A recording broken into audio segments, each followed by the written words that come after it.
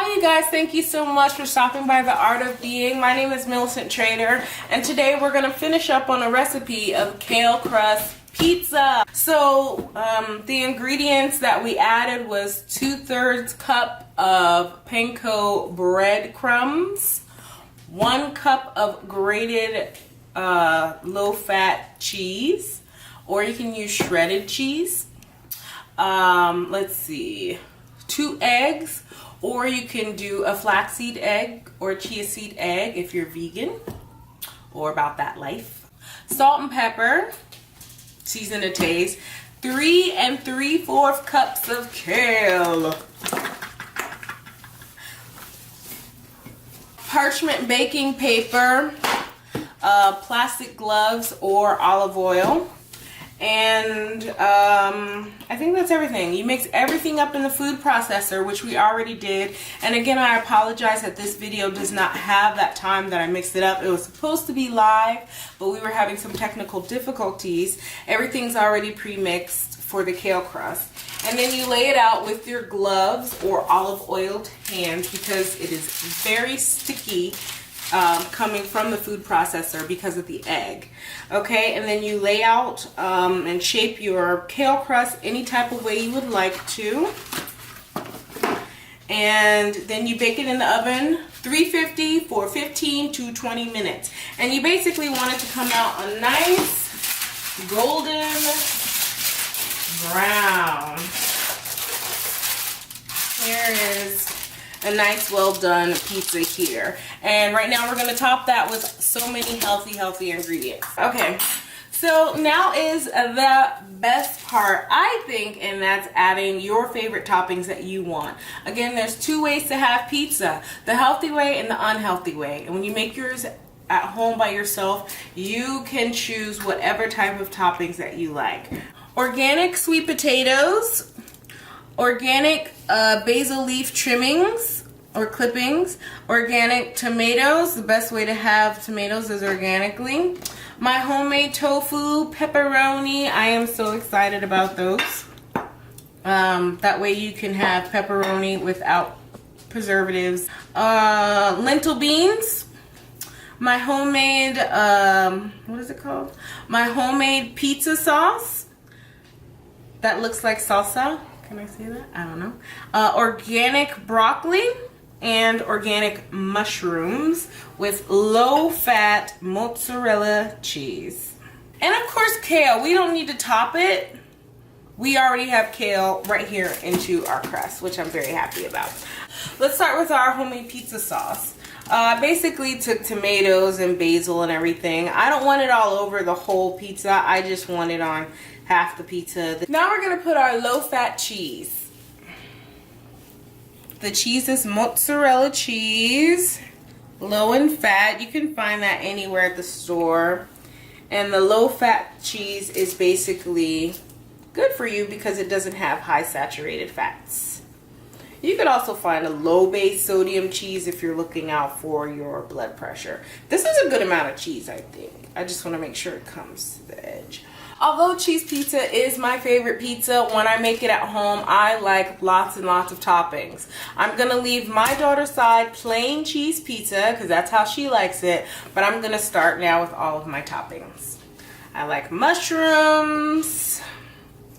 And that will give me some protein. I also like tomato slices. I also like lots of fresh basil. And I like basil. It's a really easy herb to grow. We have some in our garden here. Lots of lentil.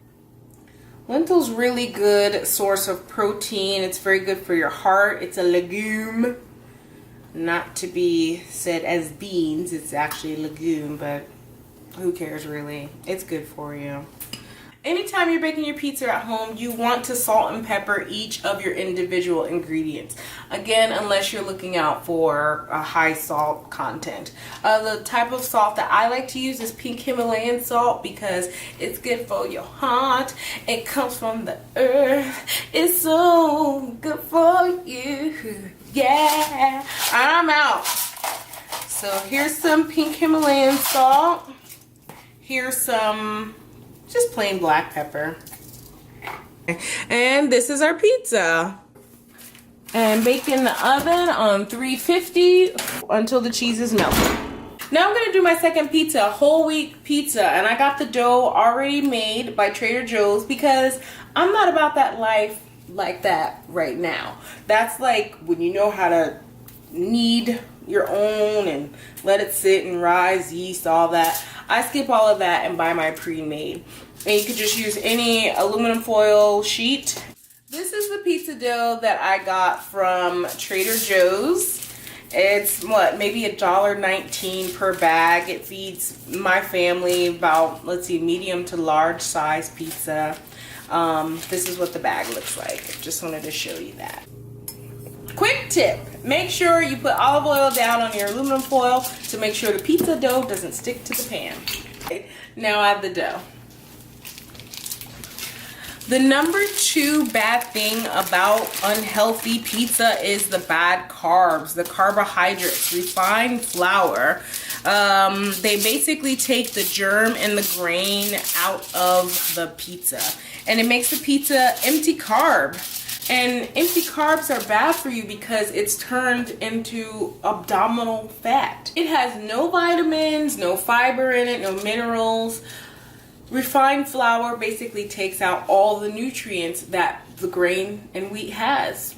Then they add sugars to it. They start adding all kinds of stuff in there that we don't need. It turns into more fat around our tummies. Harvard Medical did a study and it showed that people who have abdominal fat are more at risk for heart disease, type 2 diabetes, infertility, as well as breast cancer. The best type of pizza dough you want to make sure it has wheat inside there, okay? Whole wheat is good. Let's add some cheese.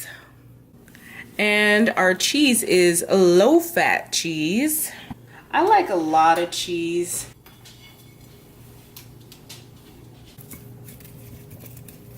Now I'm gonna put down some sweet potatoes. I love sweet potatoes in my pizza because it's just really unexpected nutrients.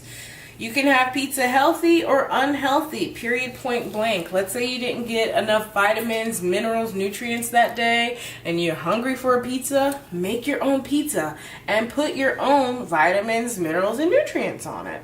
Now we add some organic broccoli.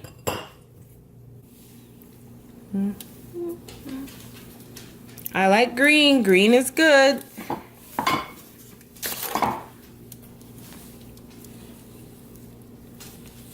I like broccoli because it has calcium in it and it also helps you feel very full. A little lentil. Okay. Now we're going to add tomato and basil. Oh, I love basil. I can't get enough of basil. Now we're going to add something very special to me. It's my first homemade pepperoni and I made it with tofu base. That basically means it's a plant-based protein. It doesn't have any of the preservatives, artificial flavors, saturated fat that store-bought or any chain restaurant, any pizza chain restaurant would have. I made this pepperoni with tofu, anise seeds, crushed fennel, salt and pepper, smoked paprika. I'm loving this. This is looking good. You always have to remember salt and pepper. Pepper. I like to add a little bit of Italian blend cheese on the top because I like extra cheese.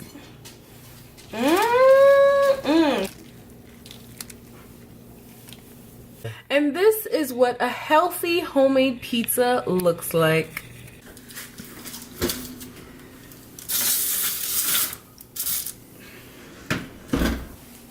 While that's baking in the oven, I'm going to talk to you a little bit about the last reason why unhealthy pizza is bad for you. Unhealthy pizza can have a high amount of sodium. We're only supposed to have about 2,300 milligrams of salt or sodium per day, but the average American gets 3,400, and that's way too much.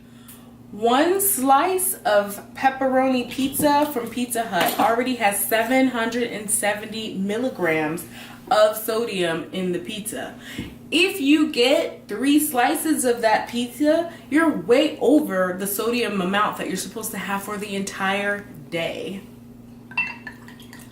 This goes without saying, but I'm gonna say it anyway. High amounts of sodium can lead to high blood pressure, okay? It puts you at risk for high blood pressure.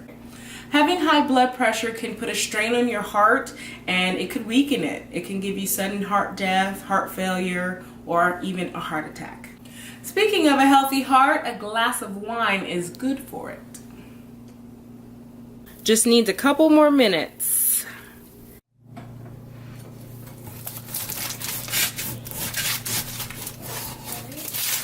I'm pretty excited about pizza night all the time, but nothing makes me happier than when it's healthy pizza for me and my family, and it tastes good too. Well, let's see.